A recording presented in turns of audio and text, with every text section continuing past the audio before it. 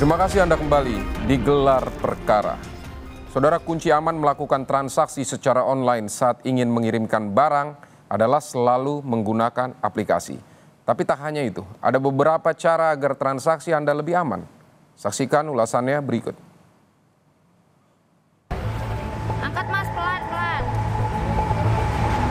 Memang kita mengimbau bahwa transaksi itu jangan sampai di luar marketplace maupun di luar pelaku usaha platform yang sudah disediakan oleh dari pelaku usaha sendiri. Karena apa itu ketika transaksi di luar itu, maka pertanggungjawabannya juga menjadi lepas nanti dari pelaku usaha itu sendiri. Artinya Perhatikan jika masyarakat atau rekan-rekan di luar sana memesan jasa antar online untuk lebih memperhatikan plat mobilnya atau nopolnya itu, kemudian supirnya dicocokkan. Jika tidak sesuai, langsung ajukan cancel.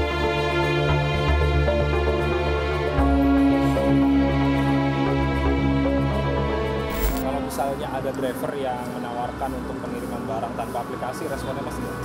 Oh, kalau saya sih lebih pilih pakai aplikasi aja karena kita bisa track juga kan. Terus kalau nggak ada aplikasi ada indikasi untuk penipuan begitu. Harus ada aplikasi karena biar bisa ngelacak baik barangnya maupun nanti drivernya udah nyampe mana gitu sih. Oh, kalau saya pribadi sih nggak mau ya karena itu tidak aman. Karena kan kalau pakai aplikasi itu kan ada asuransi segala macamnya jadi. Angkat Mas, pelan-pelan. Kasus dugaan pencurian barang yang dilakukan kurir barang online gadungan, DI dan HI, tidak lepas dari kelalaian korban. Saat kejadian, korban FT menggunakan jasa pengiriman barang online di luar prosedur. Korban bertransaksi tanpa menggunakan aplikasi.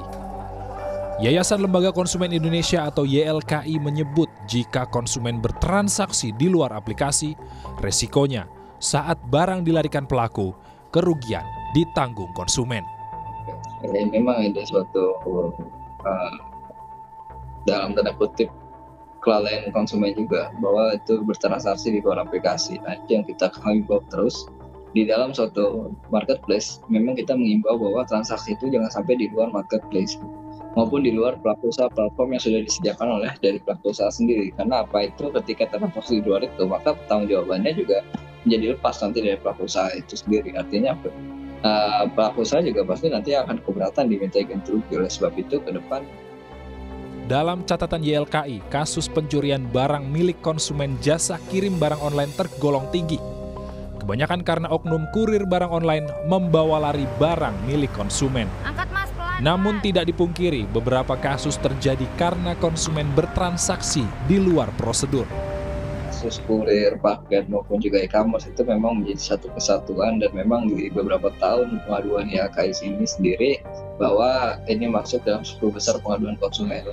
Untuk memitigasi risiko, pertama bagaimana kita harus hati-hati, teliti dan juga tidak lalai, dan juga bagaimana cermat terhadap transaksi itu sendiri. Kita mengimbau bahwa konsumen bertransaksi sesuai dengan koridor yang ada, sehingga ketika terjadi sesuatu sengketa, maka pelaku usaha bisa dimintai dengan bertanggungjawabannya.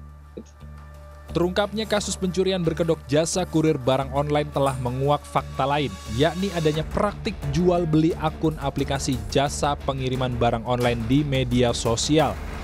Asosiasi Perusahaan Jasa Pengiriman Ekspres, Pos dan Logistik Indonesia atau Asperindo menilai para pelaku menggunakan data-data masyarakat yang bocor untuk dimasukkan kepada akun ilegal.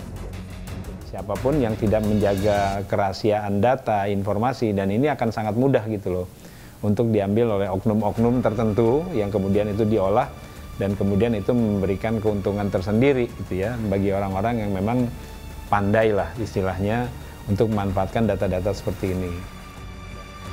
Saat ini, Asperindo mendorong anggotanya meningkatkan sistem keamanan dan pengamanan data pelanggan maupun karyawan. Jangan sampai terjadi penyalahgunaan data, seperti menjual akun aplikasi dengan memalsukan data orang lain. Kalau kami di Asperindo tentu selalu mengingatkan kepada seluruh anggota pentingnya untuk selalu menjaga kualitas layanan. Ya. Kami juga mendorong setiap perusahaan anggota untuk membangun sistem keamanan dan pengamanan terhadap data informasi dari pelanggan, sehingga ini bisa meminimais resiko-resiko yang mungkin ditimbulkan akibat perilaku-perilaku yang dilakukan oleh karyawannya. Bagi masyarakat agar tidak menjadi korban penipuan kurir barang online gadungan, gunakan aplikasi kurir online yang resmi. Pastikan identitas kurir, jenis kendaraan, dan plat nomor kendaraan sesuai dengan data pada aplikasi. Simpan bukti identitas kurir, foto dan rekam video saat kurir mengambil barang sebagai bukti. Jangan bertransaksi tanpa aplikasi. Batalkan jika identitas kurir, jenis kendaraan, dan plat nomor kendaraan tidak sesuai data pada aplikasi. Ya, carilah penyedia jasa yang punyai reputasi yang baik. Carilah perusahaan jasa yang memang menjadi anggota sebuah asosiasi. Carilah perusahaan jasa yang memang direkomendasikan. Kita sering melihat kalau orang belanja itu biasanya bagaimana rekomendasi dari pengguna-pengguna sebelumnya. Nah, kalau kita mengerti, memahami apa yang harus kita lakukan, ya kita semua pasti akan terhindar lah dari masalah-masalah yang seperti ini. Lebih memperhatikan jika masyarakat atau rekan-rekan di luar sana memesan jasa antar online untuk lebih memperhatikan plat mobilnya atau nopolnya itu, kemudian supirnya dicocokkan. Jika tidak sesuai, langsung ajukan cancel.